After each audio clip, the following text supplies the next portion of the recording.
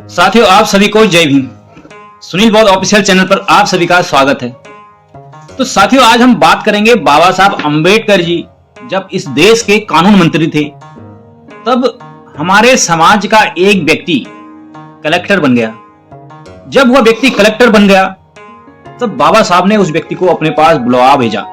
जब बुलावा भेजा तो दूसरे दिन वह कलेक्टर बाबा साहब के पास पहुंचा। तब बाबा साहब अखबार पढ़ रहे थे।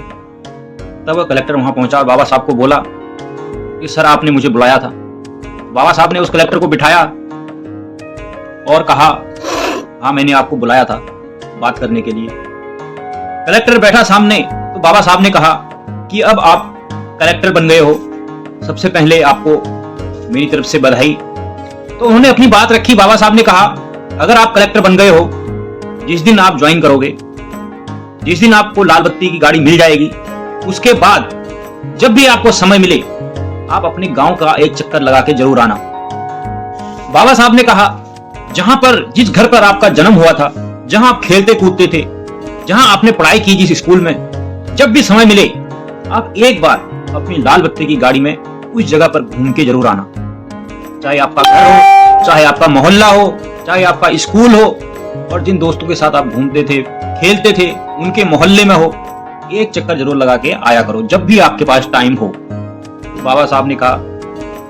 फिर उसके बाद बाबा साहब अपना अखबार पढ़ने बैठ गए।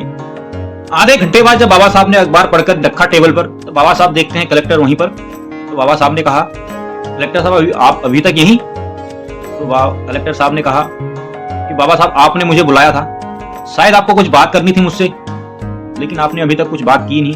बाबा साहब ने कहा, जो मैंने बोला, मैंने तो इतना ही कहना था। बाबा साहब ने अपनी बात रख दी। कलेक्टर बोलने लगा, बस इतनी बात। तो बाबा साहब समझ गए कि कलेक्टर के दिमाग में जो है कुछ गलत चीजें चल रही हैं। बाबा साहब समझ गए कि इसके दिमाग में कुछ न कुछ चल रहा है, क्योंकि जैसे आज का समय है घूस का, वैसे पहले भी हुआ करता था और आज भी है कि कोई व्यक्ति नौकरी पर लग गया या किसी को लगाना है, या कोई व्यक्ति अपनी ज्वाइनिंग को लेकर कहीं कहीं कुछ न कुछ सेटलमेंट होता है। तो उस समय बाबा साहब जो है देश के कानून मंत्री थे। कलेक्टर के दिमाग में ये चल रहा था कि बाबा साहब ने मुझे बुलाया है, तो इसका मतलब कुछ न कुछ पैसे मुझसे लेंगे या कुछ काम करवाएंगे। तो बाबा साहब को जैसे ये पता चला कि उसके दिमाग में ऐसा कुछ चल रहा है, तब बाबा साहब ने फिर से बुलाया, उसको बिठाया अपने पास। बोला, मैंने ऐसा क्यों कहा आपको?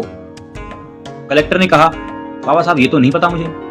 तो बाबा साहब ने कहा, मुझे आपसे कुछ नहीं चाहिए, बस जो बात थी मैंने वो रखी, वो इसलिए रखी क्योंकि जब आप कलेक्टर बन गए हो, जिस दिन आप अपने गांव में जाओगे, तो हमारे समाज के लोग आपको देखेंगे कि कल तक ये बच्चा हमारे आंगन में खेलता था, कल तक ये बच्चा हमारे सामने स्कूल जाता था, और आज लाल बत्ती की गाड़ी में घूम रहा है। जितनी भी औरतें देखेंगी, तब बाबा साहब ने कहा, जब कोई बर्तन धोते धोते आपको देखेगी लाल बत्ती की गाड़ी में घूमते हुए, जब कोई झाड़ू लगाते लगाते आपको देखेगी लाल बत्ती की गाड़ी में घूमते हुए, जब कोई गोबर निकालते हुए देखेगी आपको अपनी लाल बत्ती में घूमते हुए, तब उसके दिमाग में एक ही सवाल आएगा कि ये बच्चा जो हमारे घर में खाना खा के जाता था, ये बच्चा जो हमारे आंगन में खेलता था, आज ये पढ़ लिख कर कलेक्टर बन गया, तो मेरा बच्चा क्यों नहीं बन सकता?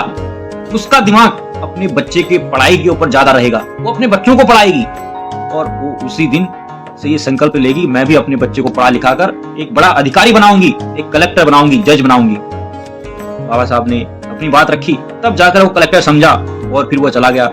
लेकिन आज के टाइम पर बाबा साहब की इस बात को हमारे समाज के कितने आईपीएस, कितने आईएएस, कितने जज, कितने वकील फॉलो करते हैं। अगर बाबा साहब के इस संदेश को, इस मैसेज को अगर आज हमारा हर आईपीएस, हर वकील, हर अधिकारी अगर फॉलो करता, तो आज तक हमारा समाज काफी आगे पहुंच जाए हो चुका। लेकिन आज कोई भी बड़ा अधिकारी बन जाता है, सीधे शहर में जमीन ले लेता है, वहीं रहने लगता है। बाबा साहब कहते हैं, शिक्षा वो शेरनी का दूध है, जो पिएगा वो दहाड़ेगा। साथियों, अगर आप भी सच्चे अंबेडकरवादी हो, बाबा साहब से प्यार करते हो, तो चैनल को सब्सक्राइब जरूर कर देना और बाबा साहब के विचारों को शेयर जरूर करना, और कमेंट में जय भीम जरूर लिख देना। आज के लिए इतना ही, मिलते हैं अगली वीडियो पर। जय भीम, जय हिंद, जय भारत।